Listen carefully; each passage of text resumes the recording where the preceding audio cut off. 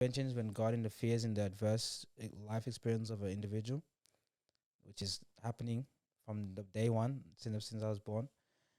And then your journey within is your forever search for purpose. Well, I'm your host, Hamish McLaughlin Lester. We have none other than Big B, Bior Aguer, Yep. who is a poet. He is an activist. He is an educator and a leader in the Adelaide South Sudanese community and abroad. And he's seen as a prince to many. I wouldn't say too much of a prince, but yeah. Nah, it's a good thing, man. It's a good thing. It's been wild times at the moment. It's been ups and downs and turns and corners. Yeah, it's been a ride, man. But Facts. keep going.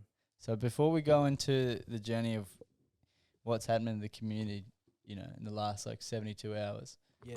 let's have a look. Let's go back to where the Journal of Refugee, which is the title of your book of poetry, began.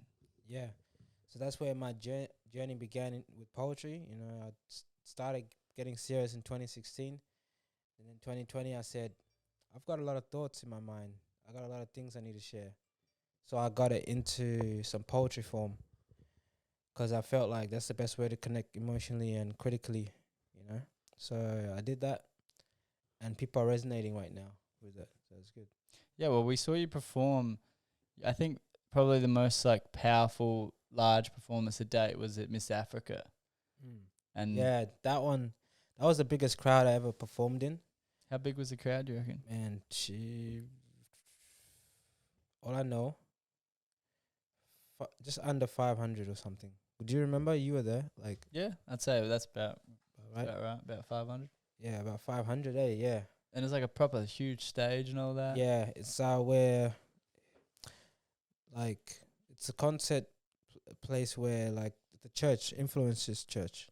Yeah, it's beautiful. Paradise, yeah. So what is Journal of Refugee about for people that haven't actually read it yet? Well, Journal of Refugee is a collection of poems that I put together to help open the conversations of identity, culture, belonging, and understanding others' cultures on a personal plane of my journey, you know, as an unaccompanied minor coming abroad, not knowing what the future holds, and leaving both parents behind us at a very young age.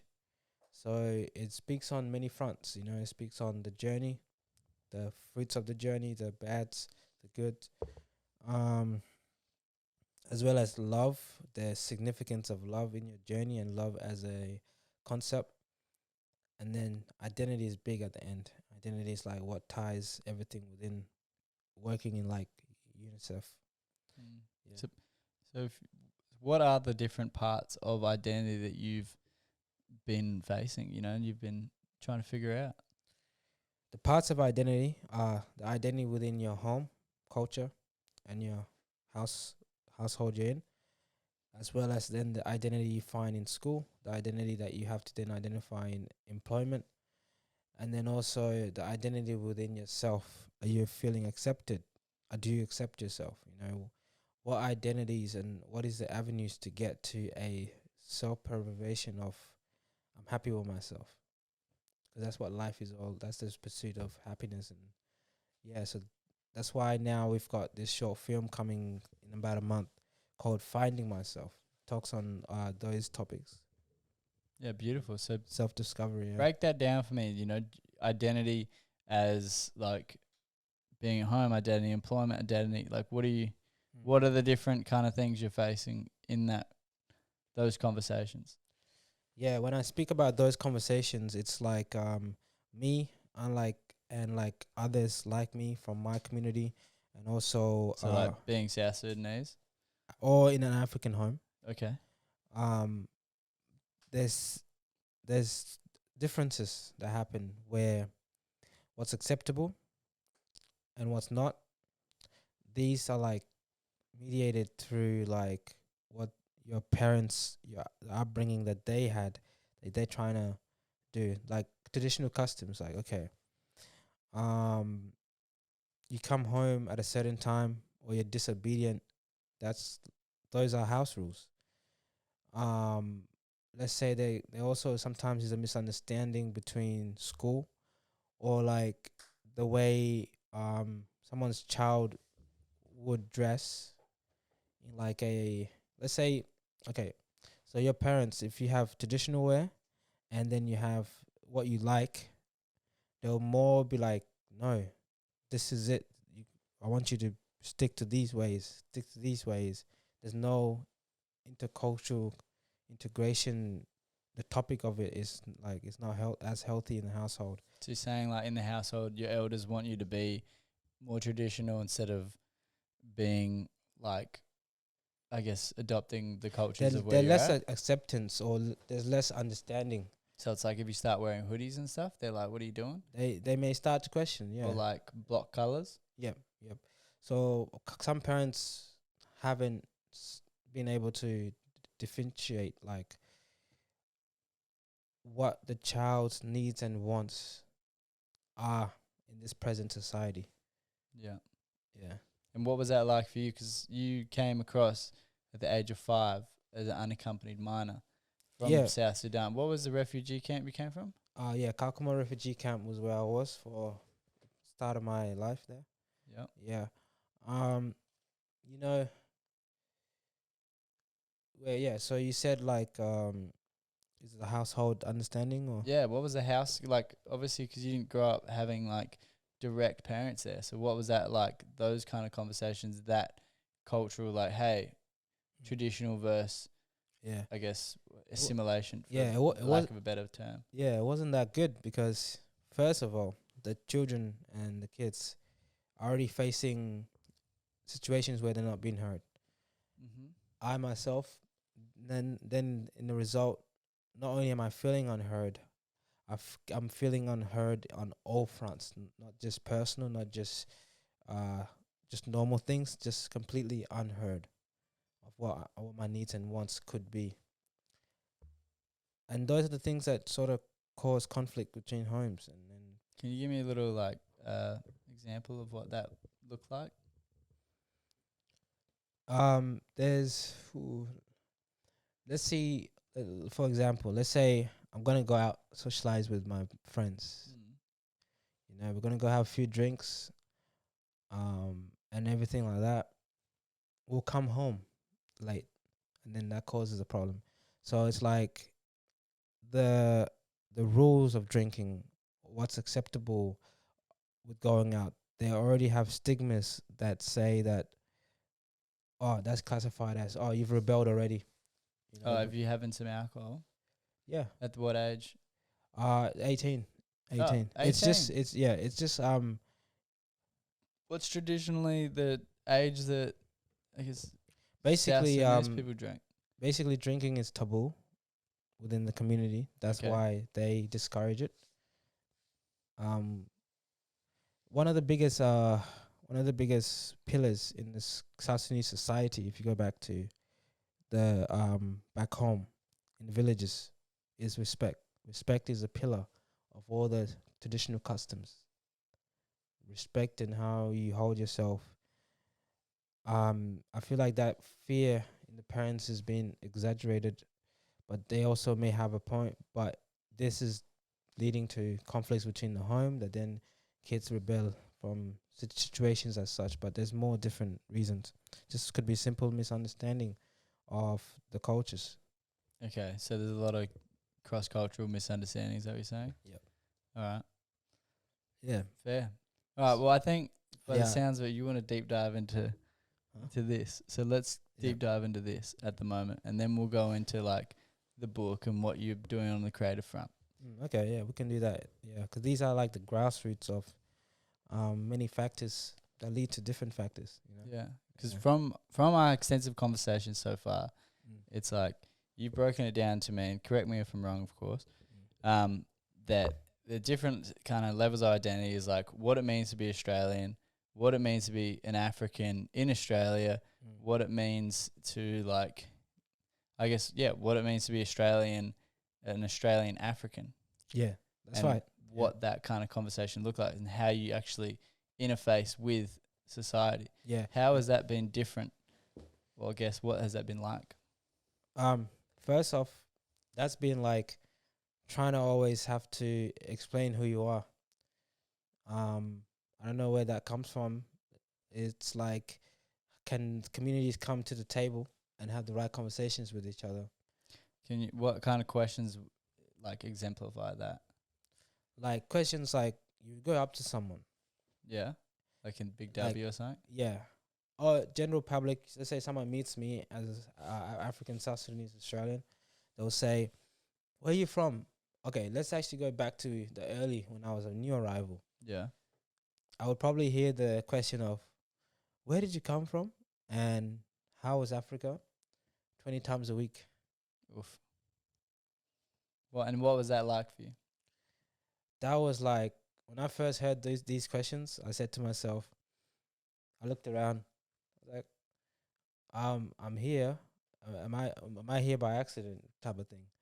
And then I wanted to question the person, like, I'm not sure, where are you from actually. I just happen to be here now, type of thing. Like, you know what I mean? Yeah. But then I stopped myself because I realized, besides coming from my country and leaving my country for refuge, um, this is another world that not isn't in persecution, but people have grouped themselves here. Wait, what do you mean? Like, okay, let's say, yeah, that didn't make sense. So I'm coming from persecution and all of that. Yeah, because there was like the civil wars and whatnot. So when I come here and then I hear people saying, "Where are you from?" when what I only knew from a very early age, because I'm like 5, 3, 2 years old around this time. Yeah. All I know is that we just can't be we're at our country at this time because there's war, there's conflict, there's death around. So when I come here and I get those type of questions, I'm like, in my mind, I'm just thinking we're all trying to escape something. That's what I know so far. As like at the age of 5, this was a conversation in your head? Yeah. Oh, wow. Yeah. Okay. So you're like, all right, I've been at a war. We're trying to escape it. We're here. Was it like, hey, this is home now? Or was it like this felt temporary, or like? At the beginning, as it felt like it was going to be a temporary little vacation. For how long did you have that experience? Like That's 6 the thing. months, a year, 2 years? It faded. A month in, it's like, yeah, I'm not going nowhere. This is actually it. So, and then from then, I went through those processes of like, oh, now I'm being introduced to different things. My mind is going 100 miles an hour, as it says in the book, because I'm still trying to capture why I'm here, what I'm facing, and what these are, and I need to learn these things. For instance, the pedestrian crossing, we don't have that back home at that time. So it's like, I once just walked straight and it was red, but I got stopped. And I'm like, why are you stopping me? I thought we were going to the other side, Yeah. And then I realized, wait, there's rules here. It was at like the age of that like would have been when I 5 or was maybe 7 12, or 11. 12. Okay. Oh, wait, sorry. I mean, maybe 8. Okay. So I can it would have been imagine early. It would have been I early. can imagine an 8-year-old doing that. But Yeah. I can't imagine a 12-year-old doing that. No. You would have picked that one up by then. Yeah. Well, I feel like any young kid is kind of, we're all kind of, would have been early. we're all uneducated from the start. And then we're Yeah. trying to educate ourselves. Yeah. I feel like that's the biggest thing parents do. That's why they're all like, don't do this, don't do that, da. Yeah. Like, And then the concept of kindergarten is like, so when I started going to kindergarten, I was thinking to myself, and then I find myself at home again. I'm like, guys, I can do everything you're sending me there to do here, I don't get the concept yet, But then the concept of having to go to kindergarten. And then I realized it's not that they don't want me around. It's just some. Surely it was school. Hmm? It was school, not kindergarten, right? Because you came across at 5, What didn't you? was it? Like reception? Pennington. It's in Pennington. Wait, what would it be before reception? Yeah, that's kindergarten. Yeah, I was there. But that's normally like 4 that you do that. Normally at 5 you start reception. Anyway. Yeah, because I came, I don't know, maybe there was, I don't know, but I was there for a bit. Okay. I was there for a bit. Because all we would do is like, we have certain play times. Because, okay, I arrived in July. And I think I would have then turned 5 during the process of coming here. Yeah. But I don't know how that things all works. Somehow I found myself. But yeah, okay. So it was this process of like kind of learning all the, I don't know, the normal things here, Yeah. like pedestrian crossings and Yeah. and And okay, then having the like, do you have roads? Did you have roads at these Yeah, they were- refugee camps, or they just Oh, dirt refugee- roads? refugee camps, it's all grouped. It's makeshift camps, and Okay, right now they may have roads. that's all right. You're not yeah. you're not there anymore. Yeah, yeah. So I left young, and this is like '04. Yeah. The world was in a difficult time still as well, Mm-hmm. while trying to figure what's going on. So my main thing is like what I went through. Millions are still going through it. So yeah, it's like those experiences have helped shape my thought pattern of how to illustrate this movement of experiences. I Because feel like that's exemplified in the last 72 hours. Can you shed light on what's happened and then let's go into what you've been doing about it? yeah, sure. So as of now, there's a lot of disengagement of youth that's leading to very high criminal activity. The community is joining hands to help the situation from the grassroots in education and open conversations and giving the young people legal representation and everything like that, while trying to mediate the media from victimizing the situation. It's a very sad case where the youth like have found themselves in a spiraling place of identity crisis. I think identity crisis leads to spending your time on different things. I spoke about the grassroots misunderstanding of cross cultural in the home. So it's like leading to bad decisions. Yeah. Okay. Yeah. So, and to exemplify this and what the media storm was about a I guess what was it, two South Sudanese people that were actually from Victoria that came across, and they were part of gangs, and there was a stabbing, and then somebody died.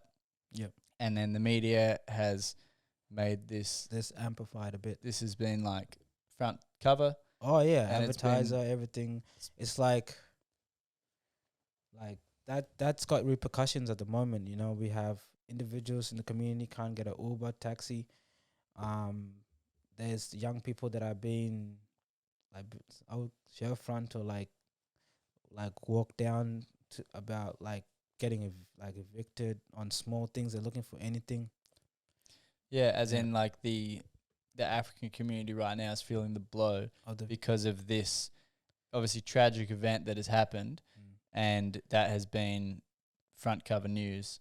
Yeah, when misrepresentation, misrepresentation, and I don't want. Tell me about that. Like, explain what the misrepresentation is, because there's definitely people out there that go, "Oh, this is something bad. People should know about it." But then there's also the other side of the story of that. Yeah. The side of the misrepresentation is like we have a serious case being worked on by the authorities, and I don't feel like it's right before even the case starts. We've got names up, we've got photos up, and then some of those people whose names on advertiser, they are saying their charges ended up getting dropped, because they had nothing to do with it. Yeah, they had nothing to do with it. Well, I think that's point blank misrepresentation and bullying of the community, but on a serious matter that needs everyone to be together. Yeah. So that's the problem there. Yeah, well, I can see that's pretty clear that's an issue. Like, you're getting to, I mean, that's just media right now, isn't it? They're always trying to publish something quickly instead of getting the facts. Like, the police haven't even done their job yet. Yeah, they haven't, and the police are not commenting for a reason to the media. Yeah. No, it feels like a bit of a witch hunt. Yeah. And a witch hunt for like blame game or something seems like. Yeah. It's not healthy for any situation we're in. No. Right now, So you were speaking on that you see the reason for this like gang violence happening inside the South. Is it the South Sudanese community in particular, or is it African communities? Like, It's now spreading like Wi-Fi between communities within African communities. I don't have much knowledge on how these things are operating. This is a matter of for the authorities, that they know the root strings of how this is operating. like how it's actually playing out? Like, oh, are there bikies involved Yeah. and stuff like that? Yeah. What I know is that there's measures with the community and the wider community outside African community. There's grassroots preventional methods that can be done. So, what are they? What are those methods that can heal the community that you see? Open discussion and dialogue with parents and kids, and then In what kind of format though? Because I feel like it's, there's having a chat, but then there's having like a intentional chat. Yes, what is that intentional chat? A very intentional chat, because the community have suggested community policing. That's all well and good, but community policing might not be able to control those who have rebelled into criminal activities. Yeah, well, it feels like it's gone a bit far for just the old neighborhood watch. Yeah, it's gone way too far for that. Yeah, the biggest fear right now is the retaliation. Okay, from different gangs or from what do you? From individuals. It becomes an endless cycle.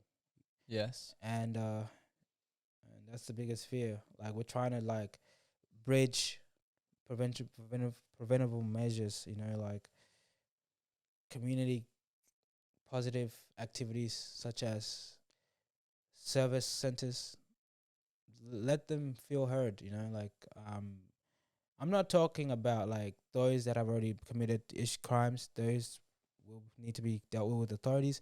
I'm saying like to prevent more people from going to the same path. What are those things that need to be done? Dialogue in the home, because right now some family members could be blaming this person, pointing fingers to play the pointing fingers game, and that's not going to help anyone. So like, it's just like proactive measures. Yeah, well, what kind of conversation needs to happen? What do you think that is the things that need to be said? Because I think one thing you've told me before is that a thing that has been happening that kind of attributes to this not being heard is that a lot of families in the African community are currently single parent. Yep. And then they're working, they're not home, kids are left to their own devices. And like any kid left their own devices, they get bored and they have a lot of time on their hands. And I guess that's something that people prey on. That's right. And that's why I'm trying my best right now to open this dialogue within the community, starting from parents.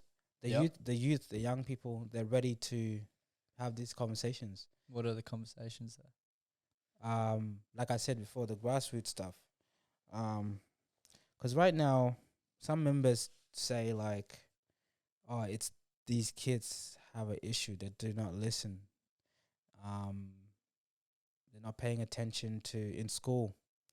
Like that language right there, coming from high leading members, is not good, because that language can also be part of the issue of moving forward.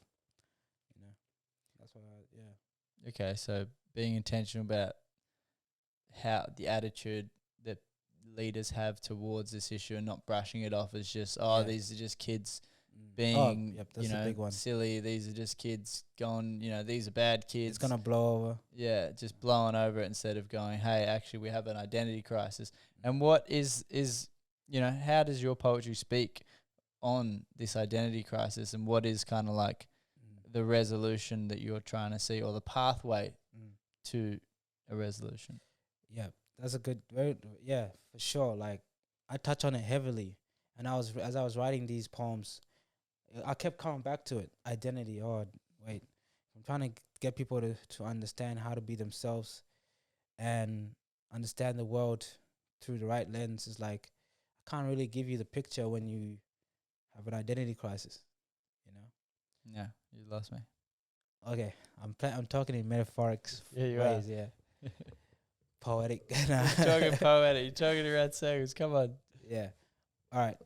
So in my book, when I speak about identity crisis, I start with myself and then everyone else. Now, there's a lot. Like it comes from talking on cultural identity. Like there's a quote where I say, descending from the Kush kingdom, I have divinity rushing through my veins. So if I ever in a time where I'm lost between identities of trying to be Australian or African, or I can say there is a heritage of who I am that dates back through kingships in the Kush kingdom in Eastern Africa. If I'm trying to find purpose here, when we talk about true purpose, let's forget about your individual purpose, but why you and your ancestors are here. So that's why I said I am a descendant from the Kush kingdom. I have divinity rushing through my veins. And divinity, why I say that, because it's calling for hope, right? In this loss of paradox of many different things. So that's when there's things like that when I touch on identity crisis, cultural crisis. Then I go into like, I sum up education with the quote and many different quotes like, education was a tool to build my dreams into a reality. My immunity gained through a marvelous intervention. So it's like education was a tool. I try to use it to build my way through these identities. And then while doing so, a chance and immunity was provided. So education gave voice. Education gave the opportunity to give purpose and the opportunity to open doors. So that's the message and the hope that needs to be pushed with young kids. And then this doesn't even just go. Well, before we go too far down into some other topics, let me just go into that Kingdom of Kush comment and relating, your true purpose and identity to the kingship of where your ancestry is from. What do you think that means, and what power do you think that will bring to a young kid going, I've got divinity running through my veins? Like, what do you see that as providing? What I see that provides, it sort of hopefully dampens the experiences of discrimination, feeling like the other, sense of no belonging in groups, and feeling like they're isolated.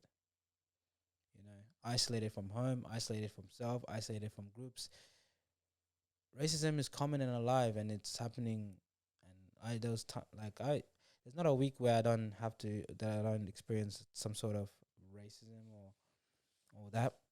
Racism is around, but it's becoming too common because there's misunderstanding of people and communities. There's not the right conversations being had. Now, for us to go and educate others on who we are, we then have to know ourselves first, and know others' sense of living, And then also, I wanted to add before, like, this is not just for African youth or young people or Africans alike. This is a way of being for all people. Talking about living cohesively, It's So that's the big message about knowing yourself culturally. Yeah, well, I feel like there's like a inherent confidence in that you're part of a bigger picture. Yep. There's like a grounded confidence that's not rooted in your everyday struggles. It's like bigger. It's a bigger, it's like looking at humanity and being like, we've been trying building for like millions of years to try and get to this point on this floating rock to like in space. Yeah. Those days, I mean, we look back in the day. Now we have luxuries of a phone. Now we have luxuries of just walking to the tap. We got water, Damn straight. The little things, like. Well, they're big things, aren't they? It took us ages to be able to figure out wells and then to be able to get taps and plumbing, like connect to anyone around the world at any time. Sometimes you would have to do letters back in the day. Oh man, you used to have to get pigeons. Yeah. You literally used to have to get a pigeon. You didn't have no trucks, no trains. Yeah. None of that. Yeah. Pigeon. How did they convince these pigeons? Dude, I think that's a pretty extraordinary feat. It's like, imagine trying to get like a pigeon let's go to Random Mall. Hey. It's going to be a worker. hey, literally. I got a job for you. Oh, shit. That's crazy. I Okay. wish we could still do that. Oh, God. We probably can. You You tell have to be me. a trainer. Training pigeons. Imagine being a pigeon trainer. So Do we find that on Seek? Do we find that at sea? No, it's a bit niche now. I feel like I wonder if spies use pigeon training. They'll do anything slick to get what they want, so maybe. They Anything under the rug, and Oh, it's Yeah. untraceable. no. Oh, I heard that the military have like robot bugs now. Oh, dude. Yes. I mean, they've been having them, but They it's got like insects that that is scary. Yes, I agree. You got an ant just sitting there. Imagine putting a laser beam on it. Bam. You just go kill someone. Just jugular. Oh wow, it does do Imagine that. that. You just have And- like a bee, like one little. Yeah, Instead. and these insects have tranquilizers. What? Is Yeah, that a thing? Oh my lord. yeah. Well, Yeah. if If they wanted to, they can really end humanity. well, they just kill anybody they want, right? But back But to anyway, yeah. prosperity instead of that, Yeah. because hopefully that has happened to all of us. Now, hopefully, this world remains peaceful. Yeah, right. Well, we're definitely. I think a big part of what's going on in the world right now, in terms of everybody feeling that there's a lot of chaos, is that we have access to viewing the chaos like so immediately. Yeah. Like, if you know what I mean. Like when everything happened back in the day, like even in newspaper times, there was always like this. There was like a gap between information where it's like now it's like you see a video and it's instantly from what's going on. We've had some hectic times with the media, man. Yeah, it's Hectic been a while. times, from the coronavirus days Oh, dude. to the Now we're at war. Now we got a Oh. local war. Sure. yeah. It's again and again. So, in terms of book, poetry, look, you were touching on education as being the way out, but my question to that is, surely that's not the way for everybody. You know what Oh, I mean? no, Like, no, there's a no, lot no. of people that school just doesn't work, especially if they find it hard to learn. Why I just highlighted education there as like the umbrella to some place we're all trying to get to an understanding and purpose is education is all well and good, but we're all born with different talents, Yeah. you know. So like, I'm not saying that education is like the poster of the solution. It's just a solution. It's a solution, but a big solution. Mm. If you guys are really looking and you think other ways are not working, Get Because- educated. get educated. But then, you know, every single person on earth will either forever be searching for purpose or be lucky enough to find it. But you're not going to find it until you understand yourself. Yeah. So, what do you think is the ways of going about understanding oneself? Because there's a lot Yeah. of philosophy on that, There and is. it's not. I wouldn't say it's not common for- everyday yeah. knowledge. Yeah, there you go. It's not common day knowledge. You know, it's not common day knowledge because we all have different life experiences. And how do we learn how to deal with so many millions and hundreds of different situations that people find themselves in, right? But yeah. when I talk in the book, I talk about, it even says like the book speaks on the early experiences of post-migration, as well as the adverse, like how your adversity can shape you and things like that. Like it's about coming out of the mud, coming out of looking for the horizon. Like Trying to be the rose that's coming through the concrete. that's right. And the book is like my first step on Australian soil was harsh. The concrete made me feel uneasy. So maybe when I arrived, even not knowing where I am, it's like you need to come here and be the next flower. Damn. Yeah. Do you think that's something you're born with, though?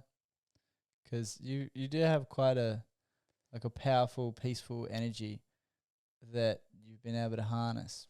Or Yeah. do you think you've I tried to explain that. you've got a wisdom about you, man? Like, I don't know where it comes from, but you know, I try to explain that by calling it a divine intervention, the journey within. Divine intervention is when God interferes in the adverse life experience of an individual, which is happening from the day one since I was born.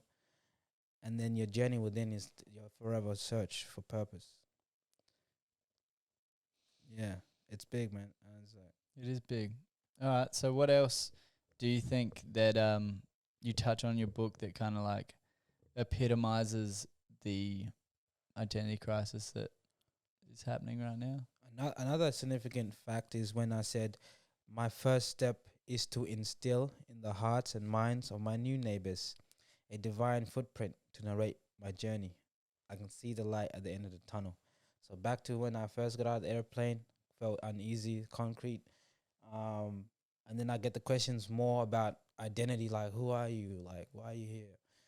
I then say that my first step is now to instill in the hearts and minds of you guys a divine footprint to narrate my journey instead of the wrong misinformation trying to pinpoint how to feel for how we should feel, how we should act, how we think of ourselves. It's like, nah, for we all have a right to be who we are for a reason, you know. But we get lost in that from division. You're another. Maybe I was raised like this, so I'm gonna think like this. You know, things like that. And that You're getting a little abstract for me. Bring it down for me. What do you sure, mean by like having these? You know, I understand being oneself, right? It's like going through the journey of like trying to be oneself. But then in terms of the, I guess the context of yeah, I'm talking about how people understand other cultures. You know, first of all, you would have to want to listen. Okay, so right now you're touching on what it means to be multicultural and what that actually looks like Yeah, and what the conversation needs to happen around that actually looks like. I think that's what you're that is 100%, Yeah, and that's okay. what I mean by I want to instill in your hearts and your minds a divine footprint. Yeah. Because Okay. it's a difficult thing to do. Yeah, I mean, facts. governments have been trying to do it. You know, we got Harmony Day and things like that. So, how do we as individuals accept others? Yeah, what do you think? What has that looked like for you as like creating and facilitating for others acceptance across cultures? What are those? Those things can look like understanding the different social norms. Mm. What would you say are some different social norms that you've experienced? Okay, like there's many, and then there's this knowing like what environment you may be in. All right, let's say you're with a group of friends, and you're out in public, the mall or something. How you need to be socially conscious of how your actions will paint a picture in someone's mind. Okay, well, let's say we make a lot of noise, we're in a group, people are going to look at that as like categorized as troublemakers because it has happened. And in Melbourne, there was a law where Sudanese youth were not allowed to be in more than 3 or 5 people. Really, that was a law. Why? Because there's some fear in the community of gangs. That's wild. I mean, That's wild. that's very much like that bikie law, isn't it? Which is sad that this is how the kids are going to be victimized. Oh, are already being victimized as Yeah, well, it's definitely Yeah. happening. Yeah. So these are the issues, but these issues are coming from again the grassroots that we speak on. Yeah. In terms of having conversations in the household, I guess like a big part of it. But I mean, you were touching on something the other day with me, which is like that there's this separation between like first generation people that have come over and have their full like, you know, cultural, I mean, anywhere around the world. You come over to another country, you're getting used to the cultures and stuff like that, and you're living from the cultures in which you've been raised in, right? Whether you're French, Somalian, you know, German, you know, Alaskan, you name it. You're coming from the culture in which your mind is at. Yeah. But then now you're part of this. I mean, you're first generation, but technically, but you're kind of like in the context of second generation because you came as a child. Yeah, trying to bridge the 2 generations by yourself somehow. Yeah, which is wild. And correct me if I'm wrong, of course, but the second generation is dealing with this crisis of trying to be taught all these traditional ways of life and ways of thinking that aren't lining up with how the society we're in now is saying, here's how we think and here's our tradition and all that kind of stuff that you'd learn in school and from friends and all that kind of thing. Mm-hmm. And they're just like butting heads, like as a picture of two tectonic plates. Yeah. You know, it's just like Not they're working. there and we need them there to like for harmony, because obviously that conversation is important to learn from, you know, your own culture and get grounded in that, but also be a part of Balance. your. But right now it's like you got the jagged rocks and they're Yep. moving and there's earthquakes going on. It's no communication. Yeah. Yeah. Those fronts. Yeah. So what do you think that communication between like, yeah, like I guess it's like how do you even create a multicultural society with these things? Yeah. Yeah, like in terms of my community personally, once we bridge the gap between communication with parents and young people, we can get started on proactive solutions. Kids just need to be heard right now. As in like how they are feeling? Yeah. Okay. Yeah. And then is because we have representatives in the community, you know, it's well and good, but I think it's time to listen to solutions from the young people. So what do you reckon? What do you reckon some of those solutions? Right now, there's a matter of urgency. The authorities will do the right measures and actions and in working with community members. But however, now it's like a time for young people to mobilize and start the right conversations and get the right services open. Like if it's sporting, if it's like counseling, if it's like legal aid. No, sorry, not legal aid. Legal representation. Having a whole committee for things like that from the community.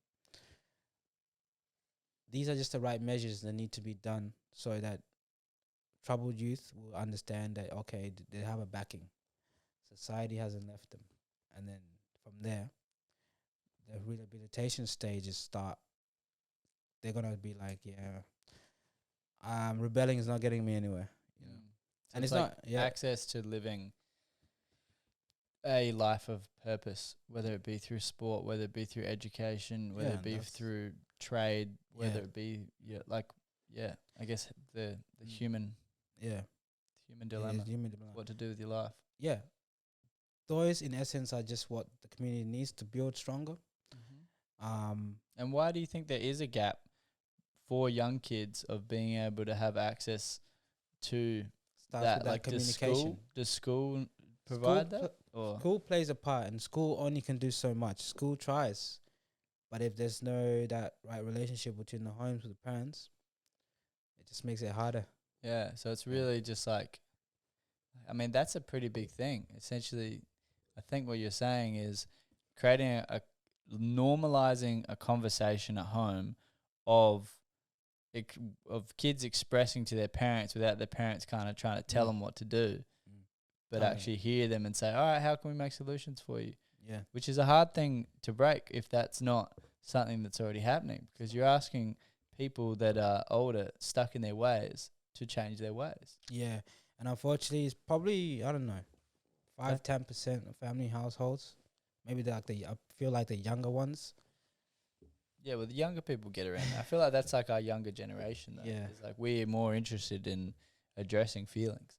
Whereas like older generations, especially coming from like a war-torn country, like people are also probably just happy to be here. Yeah, because life puts you in situations where you're always in survival. You're always trying to survive. But those are things that are post like maybe trauma. However, there's a lot of healing that isn't addressed. You know, I feel like there's a lot of healing that isn't addressed that will and can, and only the community can address it for themselves. And find a way forward, and then this is just the approach that needs to be done, because otherwise this issue of youth violence will come like a season, you know. And this youth violence will come as a season. Yeah, that's a bar. That's a bar. Bior the poet. That's it. Bior the poet. Find him. Another thing that you've been doing in response to this is moderating conversations with the African community elders, like parents and whatnot, and also grandparents, of what is actually going on to those that are willing to listen. Yeah. So Yeah. how have those conversations like gone? Those conversations have broken a lot of walls. Not one single dry eye in the room, because the conversations allow to open what's within all of us that cannot be addressed and talked on. You know, So what kind of understanding things were being said? everything we basically just touched on before, Yeah, with the okay. grassroots and yeah, like how important it is to bridge that gap first. Because if that gap is there, how do we even come up with a solution? Yeah. Well, Yeah, yeah. that's It's a big one. It's a big, Kids are unheard, and this is an extreme of kids being unheard. What happens? yeah, This is it's yeah. bad.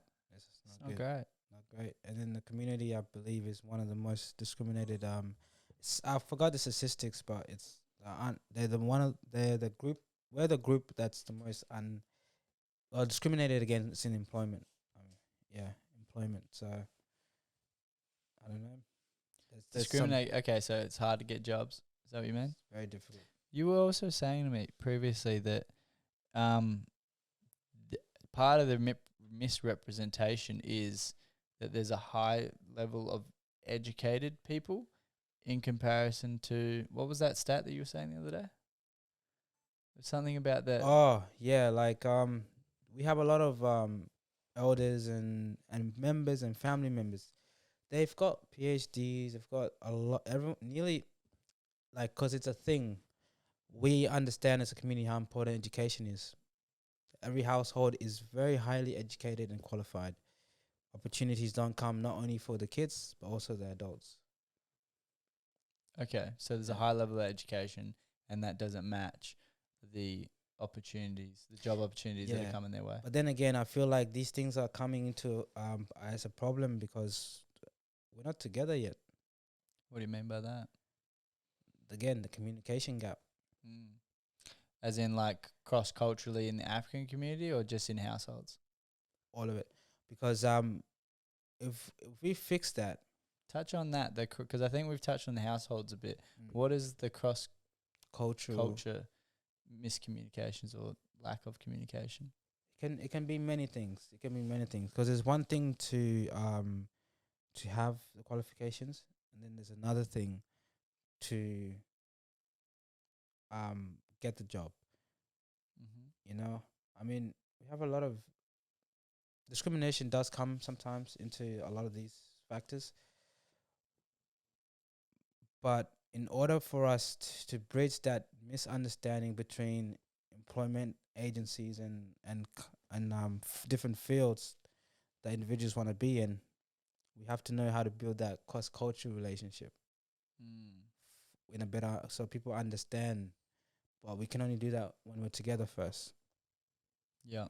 Yeah, And when you say together, you mean like, knowing us who we are as a community and what's the positive ways of moving as a community. Yeah, beautiful. I yeah. love it. All right. Cool.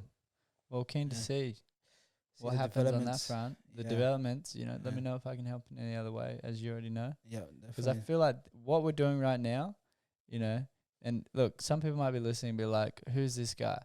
Yeah. To me, they obviously, Yeah. you're known in this community Yeah, as yeah. being Yeah. a voice of, but for me, it's like, I think the intention of this conversation and why we're doing it now and why we're talking about what we're talking about is to have that conversation of, like, to look at what is the conversations that are going on in terms of miscommunication across Yeah. cultures, Yeah. and then people can listen to that, because a lot of people don't have friends in the African community. Yeah, That's yeah, what I've known. yeah, like yeah. this is that's Yeah. a big part of it. Is And when that we're not come- all friendly. Yeah. Like it's not happening. And that comes in because, like, not only are we not understanding each other, we're not looking to be as inviting, but then as understanding of others as well. It's also a double thing, So why the conversations are important to be had is because other people need to also understand, but we can't communicate that when we're not together. Yes. So I think one thing important that we do for Australians and probably international people in Yeah. terms, because this is similar situations going on in like England. Yeah. I think that's the closest cultural like of travels and all that in terms of like immigration Yeah. policy. Let's rattle off. What are like the top 5 questions you always get asked that you wish people just didn't ask all the time because you get it all the fucking time, Yeah. and how that actually leaves you in feeling? Because obviously someone's intent for asking things, and then how another person's left. Yeah. It's not lining up right now. Yeah, it's not. One very good one is your English is very good. How long have you been in Australia? And then I'm like, yeah, that's one. Another Yep. one. So describe. Can you? Okay. Yeah. Let's do. Tell the thing and describe Yeah. what's the issue with it. Because some people might be listening and goes, Yeah. because they'll be like, oh, I've said that. What's the Yeah. issue with that? Yeah, I've had this conversation before, and it's like there's Oh. nothing bad. All right, fine. We won't have it then. No. like it's nothing bad, but I also can understand that you saying it that way, you might not be able to read what that effect will give, because it can come from a lack of understanding of education or something like that. You lost me. You're getting abstract. So if So let's someone say someone says to you, hey, your yeah. English is really good. How long you been in Australia? How long you been in Australia? How's that? What's that like for you? Yeah, I'm just saying, like, some people will say it sometimes not trying to be rude. Could be just that they're not educated on things. Yeah, they're just trying to ask you a question. Yeah, but they wouldn't want to know. They wouldn't understand like why. But then, so for me, the issue with that is there's no problem in asking it, but is there a reason of saying to someone, your English is really good? How long have you been in Australia? So is it that your accent now makes you Australian, or what is it? Or are you trying to really ask like your skin color maybe is a bit dark, and your English is like, wow. That again is a bit disrespectful to an individual's culture. Explain that to someone that is really ignorant. Yeah, Let's go. that's a good way to put it. When it comes to those ignorant, I as an individual can't get you to feel a certain way or think a certain way. But in order to get respect, you got to give respect. So I'm not gonna respect someone who is ignorant in that way and then expect me to give. I'll give the same ignorance back, basically. But for someone that doesn't understand what the ignorance of that is, what is the ignorance of that? So the ignorance of asking someone, your English is very good, how long you been in Australia? You have to think back. If someone asks you that, how would you feel? Okay. And context being that you've been here your whole life. Yeah. As the background. Yeah. Yeah. And how do you answer it? I mean, that's probably something that's happened a lot, right? That's Yeah. a pretty regular one. yeah, because clearly I come from a different culture. We both know that I have 2 languages. Let's That's have pretty common cool. sense with the ignorance, That's basically what I'm saying. So that's where the misunderstanding comes on that context of conversation. All right. Yeah. What's another one?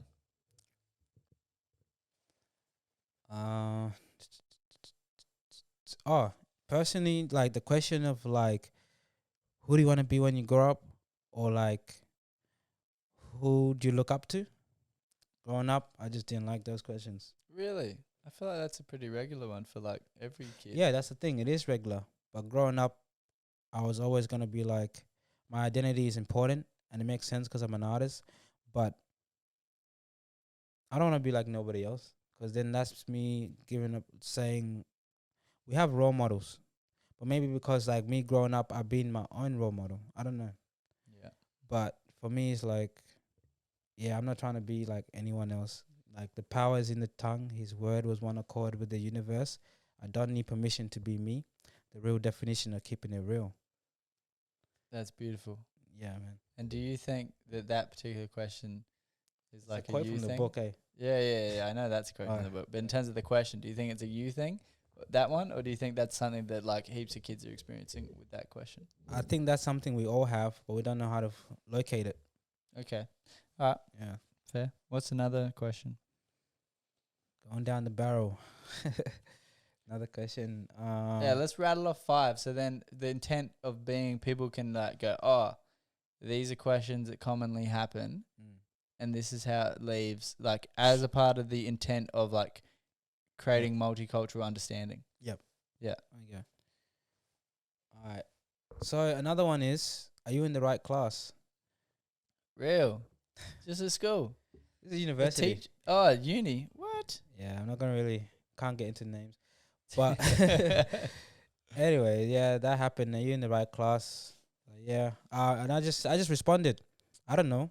Maybe I think so. Cause sometimes you walk into wrong class by accident, you know. Yeah. And then my name happened to be at the beginning. I was like, "Oh, you're in the right class." I was like, oh, "Okay, no, that's cool." Yeah. But yeah, I could have reacted a wrong way, but these things happen, but they don't need to happen. Mm. Okay, so explain to someone that's ignorant, what does that mean? Well, you look at it like this: like, if you're a teacher, you know damn well who's in your class and who's not. Before you ask someone if they're here, look in the role, look in the name. It's got to be a respect thing, man. Yeah. Yeah. But these may seem like small things sometimes, but these are the accumulating factors of someone losing their self belonging and identity. In the context that it happens again Weekly, and again and daily, again. yeah, it happens a lot. Yeah, because if it's a one-off, you kind of just like, oh yeah. But if it's happening every week, Yeah, it's yeah. that's weird. What's another one? This is not a word, but this is an action. Okay. The stairs in public. The stairs, it's stare downs. Oh yeah. Yeah, People looking. the overwatching. I was gonna do a chapter called the eyes of judgment. Mm. I was just gonna speak about racism, but then I'm like, I can't be dwelling on. Everyone knows what racism is. How do we educate them better? I feel like that is a big part of Australia though, because Australia is like, yeah, it's pretty discriminatory. Yeah, I feel like it doesn't like it. Speaking as like an entity. Subject matter. Yeah. Australia, I feel like it doesn't know a lot of these things, and that is something that common people Yeah, need to know. I feel like these issues of division need to be communicated in a new creative way.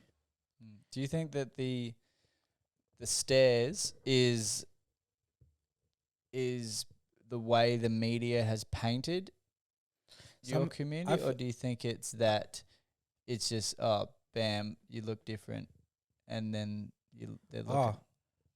Look, these factors were already there, but then we do have the media sometimes can be irresponsible, and then that just adds fuel to the fire. Mm-hmm.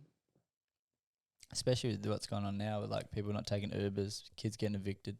Yeah, That's increasing. It's not good. It's not a nice thing. That definitely wouldn't make you feel belonging. No. But that's what I mean. Like, we're having these conversations now. It's like, why are these not being had? Can't be stuff under the rug. Yeah. Because I can talk as much as I want about how to feel like you belong, or how to understand others. But the grassroots are so crucial, man. Otherwise, we'll be in an ever-ending loop. And these topics will come like seasons again. What do you mean by that? Well, ever since I came to Australia, I haven't not had to not speak about racism. Yeah. As in to kids you just No. meet? Whether it's what I consume in terms of like in employment, in terms of like in education, in terms of like social life. These are just something that is becoming a norm that you will have to speak about. How do you fit in? How do you fit in? It's like, what's the real question here? And then there's, Well, what do you think the real question is? in those kind of examples. Do we want to listen to each other as a society? Mm. I mean, that's a real question. I mean, I do. That's why I'm doing this podcast. But Yeah.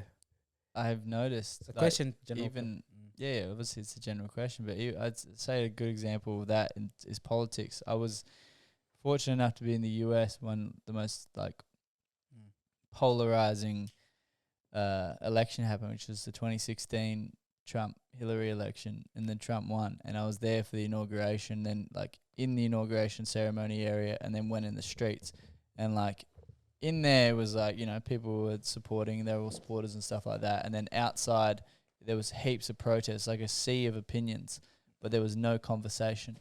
There you go. That's And what, yeah. I think that, I mean, obviously that's an American-centric version, but I feel like that's just a thing that's going on, and that there has been like this decay in civil discourse as well. So then people aren't able to sit down easily and have just like conversation. Yeah, and you become the problem when you do it. Yeah. Sometimes. It can make you that problem, yeah. Yeah, I mean, we've definitely been seeing that on like global scale. Some people trying to have chit chats about controversial things get in trouble. Yeah. Who knows? Hectic. We might be next. Let's just the great Joe Rogan. Yeah, legit. For guidance. That would be alright. Keep your head down. Go to the gym. That's what I was looking for. Yeah. It's tricky, but social change doesn't just happen. Sometimes social change becomes so crucial that if you don't do it, well, there's not like it's gonna affect the future, man. Yeah, well, I feel like this is it's clearly not like in 1 month we're gonna solve this. Like this is generational to really get in an extremely empowering place, I think. Yeah, and the crazy thing, man, when I was in primary school, I knew this type of things were coming, because I just looked at the way we're set up and the way we're communicating with each other as a society. I was like, well, this is not gonna be good, you know. Like, you knew what was coming. Yeah, I knew. What did you know was coming? If you could characterize that. Well, as a young African, I didn't understand a lot with what's going on, why people may treat you a certain way. And as time went, it's like, I'm going to have to fight harder for a voice here. All right. So daily, everything I did daily was role modeling myself to the person that I envisioned. We all make mistakes. We all have mistakes. These things happen. But what is your ideal? What actually matters to you? Not letting society and other factors be like making your decisions on what is acceptable when you know it's not acceptable. For example, growing up in my educational phase, like I never been bullied and I never been a bully. Or I'll be the one sticking up for those being bullied. Because bullying just never made sense. It's like insecurity. If you're bringing insecure things into the world, you intoxify yourself as a character. I feel like that's such a wise thing to understand as a little kid. Divine intervention, man. Yeah, legit. Yeah, God on your shoulder telling you. That's wild. That's wild, because that doesn't just come. That's normally just comes from my parents. Yeah. In a way. Yeah, well, that's definitely saying that, like, it'd be great if every parent could bestow upon their children is that that guiding voice of that level of, like, introspective wisdom where it's like you made the choice. Yeah, because what I'm speaking on are things that I've observed. I've been an observer of life. Yeah, I bet. I'm just starting my journeys. And let's bring it back to you in terms of what that journey looks like, what things you're working on, what people can get keen about, because there's obviously Journal of a Refugee available on all platforms. Yeah. What's next? What's next? What's coming out? You know? Well, Big B in the cut.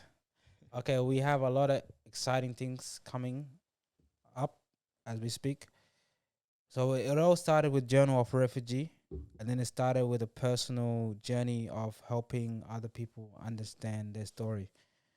Now, where I'm moving is I'm moving towards, oh, I already done it. So I've turned the book into a short film alongside the Australian set. And then going further, I've done a sequel to that.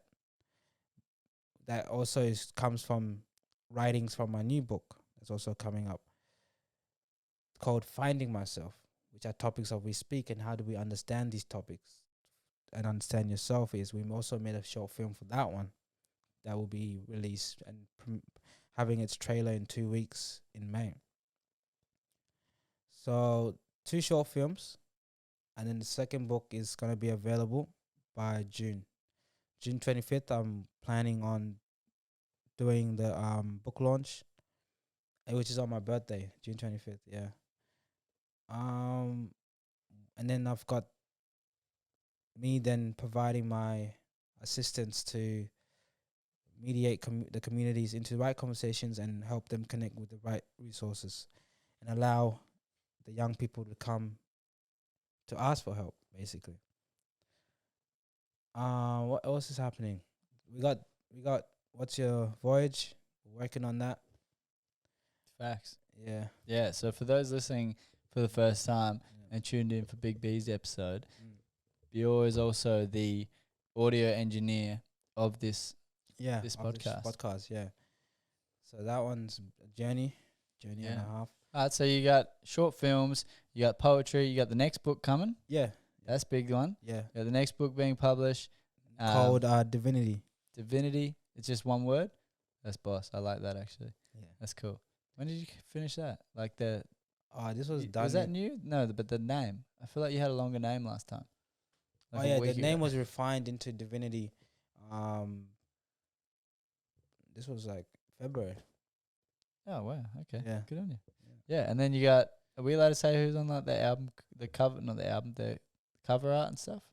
Oh, yeah. The illustrator, which is George. Shouts George. George. Alexander Mamalis, our boy. Yep, we got a nice... now I don't know if we should reveal what's on the front. Just wait until it comes. Yeah, you guys see it. It's cool. Yeah. All right, what else? So... I'm into music now. Yeah? Yeah. Tell us about it. All right, so with my poetry, I'm loving music a bit more. I'm loving like being on stage, so I'm thinking to myself, let me train myself up so I can start doing live performances in through music. I'm working with an artist named Hunter, great artist. You can look him up. We're working on a few songs, and I'm working with Hamish, upcoming Eminem, because finally upcoming Eminem. Oh, we're finally doing it. Yeah. Now, when I say that, is he's got some heat coming, and we've been working on a song recently, and some exciting news with that. I'm just gonna see where it goes with the music. Like, I'm not taking it serious. I'm just giving it a go because poetry and music are not too far apart. Yeah, facts. Cool. Yeah, I love it, man. And besides that, just trying to live life as normal as possible. Get that structure. Yeah. Get to the gym. I think we'll wrap it up. But I think one thing I want to really hone in on is that Journal of Refugee is a really good introduction for anybody that wants to, in a really easy to read kind of narrative poetry. It's like simple enough that it's not like, oh, let me try to figure out every single line what's going on, but you can deep dive into every line, but you can also just understand it as you're reading like a book, which is, I think, a very powerful way you've written that. And it's just a really good introduction into getting a glimpse of what the Journal of a Refugee or Journey of a Refugee is like. So then through my lens. Yeah, through your lens. Yeah. And, as we saw at Miss Africa, I saw at Miss Yeah. Africa was I wasn't how expecting much that resonates, man. Yeah, I wasn't expecting the reaction because I came a bit nervous, and everyone was like, "Who's this guy?" Dude, Yeah. the resin. And then the place was shaking, man. I was like, oh, whoa. It was It was rumbling. like, I was like, did Usher come before me or something? I was like, Your nah. cancer. I mean, I'm into star signs a little bit. Your triple cancer was just like everybody was Yeah. emotional. It was great. Yeah, it was great. It was great because let's have the right conversations, man. You know.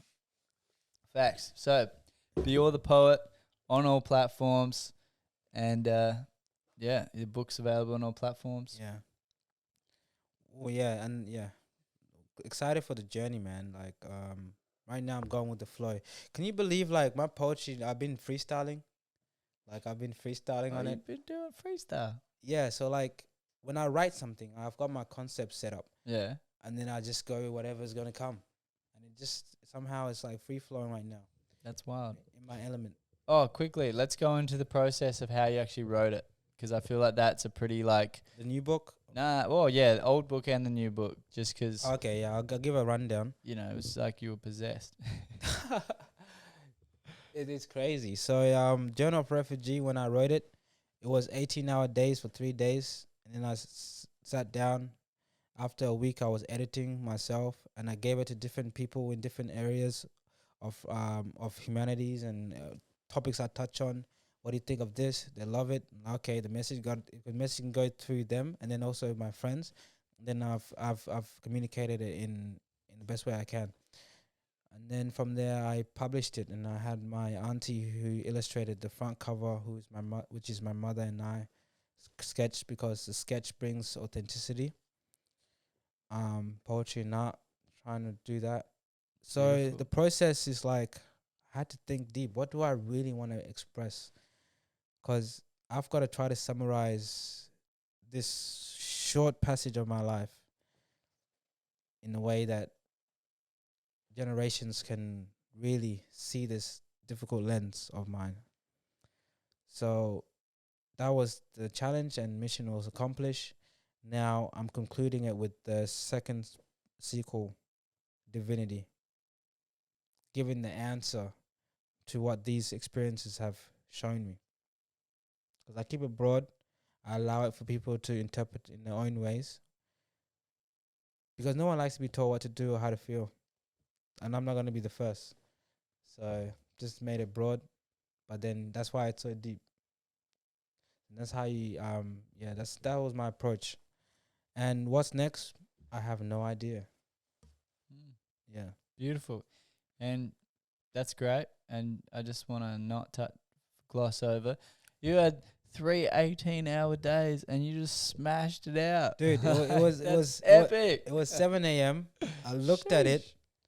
I'm like, Bior, this could probably kill you. So I went to bed.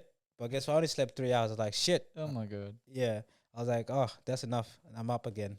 I had to line up the food and snacks so I don't get up as much. I didn't want to get up. I was like, wow. And then for the second book, it happened again. I was like, oh, here we go. There's a reason why I can't sleep. It's got to come out.